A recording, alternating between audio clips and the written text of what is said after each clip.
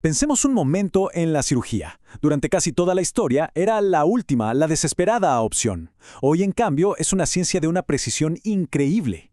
Esta es la historia de cómo un oficio que era brutal aprendió a desafiar a la muerte misma usando pulso, acero y, al final, código. El contraste es abismal. Pasamos de algo casi barbárico, donde la velocidad era mucho más importante que la precisión, a operar a nivel celular. Antes, la línea entre la vida y la muerte dependía de qué tan rápido se podía cortar, ahora depende de la exactitud milimétrica de un robot. Bueno, vámonos a los inicios. Allá en el mundo antiguo, la cirugía era una mezcla de cosas, muchísima audacia, una fe enorme y, claro, un conocimiento súper limitado del cuerpo humano. Y aún así, los intentos eran increíblemente audaces. Miren, se han encontrado cráneos del Neolítico con agujeros que cicatrizaron, o sea que la gente sobrevivía a cirugías cerebrales rudimentarias. En Egipto, por ejemplo, el papiro de Edwin Smith ya explicaba con detalle cómo tratar fracturas.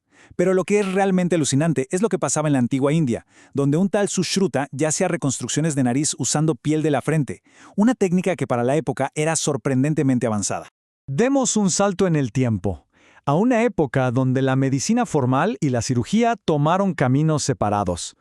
Los médicos, con estudios universitarios, pues no querían hacer el trabajo sucio. Así que, ¿quién se quedó a cargo de los cuchillos? Sí, los barberos. Exactamente, el barbero cirujano. En una época en que no había especialistas, la única credencial que importaba era saber manejar bien una navaja. Así que, además de un corte de pelo, uno podía salir con una muela menos o con una herida de guerra curada. La cirugía literalmente estaba en sus manos. Y si hay algo que nos muestra ese pasado, es esto. El típico poste de barbero que vemos hoy tiene un origen bastante oscuro. El rojo, claro, simbolizaba la sangre de los procedimientos y el blanco las vendas que se usaban para detenerla. Un recordatorio visual de los orígenes sangrientos de la profesión. Pero ojo, incluso en esa era tan oscura surgieron verdaderos genios, como Ambroise Paré. Él era un cirujano en los campos de batalla que se atrevió a desafiar lo establecido. En vez de quemar las heridas con aceite hirviendo, una práctica que era una tortura y que a menudo mataba a la gente, él empezó a ligar las arterias para parar las hemorragias. Con eso salvó incontables vidas del shock y del dolor. Y así llegamos al siglo XIX. Este fue el verdadero punto de quiebre. La cirugía estaba por fin a punto de enfrentarse a sus dos peores enemigos, el dolor insoportable y la infección invisible. Para que se entienda la magnitud de esta revolución, hay que imaginar esto.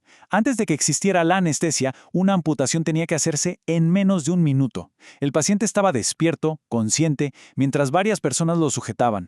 La velocidad era, literalmente, la única piedad que el cirujano podía ofrecer. Una locura. Y de repente, en 1846, en el Hospital General de Massachusetts, todo cambió. Por primera vez se usó éter para que un paciente estuviera completamente dormido durante una operación. El juego cambió por completo. El cirujano ya no tenía que ser el más rápido, ahora podía ser el más cuidadoso. La cirugía dejó de ser una tortura para convertirse por fin en una ciencia. Pero esto nos lleva a un nuevo y terrible misterio. Las operaciones eran un éxito técnico. El paciente no sentía nada, pero días después, moría de una fiebre espantosa. ¿Qué estaba pasando? La respuesta estaba ahí, a la vista de todos, pero nadie la veía. Los cirujanos de la época usaban sus batas de trabajo que estaban tiesas de sangre seca y las veían como un símbolo de experiencia. No se lavaban las manos ni los instrumentos entre un paciente y otro. Sin saberlo, estaban esparciendo bacterias mortales por todas partes. Tuvo que llegar Joseph Lister, que, inspirado por la teoría de los gérmenes de Louis Pasteur, ató todos los cabos. Empezó a usar ácido fénico para esterilizar todo: sus manos, los instrumentos, incluso el aire del quirófano. Y el resultado fue inmediato, casi un milagro. Las muertes después de las operaciones cayeron en picada. El quirófano se convirtió en el santuario de limpieza que conocemos hoy. Hagamos una pausa y veamos el camino recorrido. Cada punto en esta línea de tiempo, desde la humanidad de Paré hasta la ciencia de Lister, no es solo un avance médico. Es una batalla ganada contra la muerte. Y es una evolución que nos lleva derechito donde estamos hoy, a la era de los robots. Y eso nos trae al presente, a una era en la que la tecnología no ha reemplazado al cirujano para nada. Lo que ha hecho es extender sus manos y sus sentidos a un nivel que antes era pura ciencia ficción. Hoy, las cirugías se hacen a través de incisiones del tamaño de una moneda, gracias a la laparoscopía. El cirujano opera desde una consola y los brazos de un robot como el Da Vinci traducen sus movimientos con una precisión sobrehumana, eliminando cualquier temblor.